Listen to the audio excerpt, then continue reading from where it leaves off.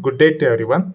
In this video, we'll see why and when we write the test cases. First, we'll see why we write the test cases.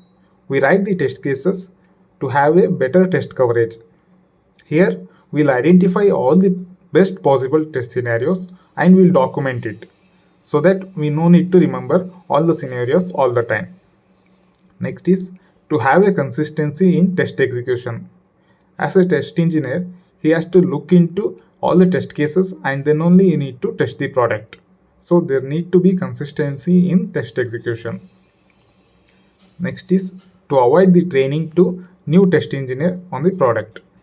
That means whenever any test engineer leaves the company, he leaves it with a lot of knowledge and the scenarios.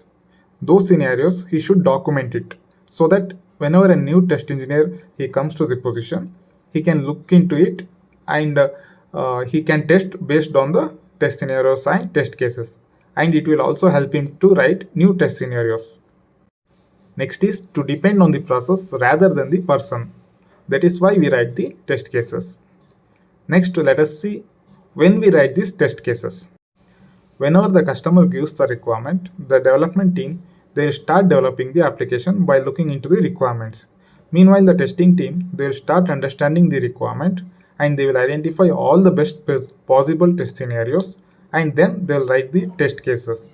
Once the test cases are written, those test cases will be sent to the review process. Once the test cases are reviewed, then those test cases will be considered for the testing. Now by this time, the development team they would be ready with the product.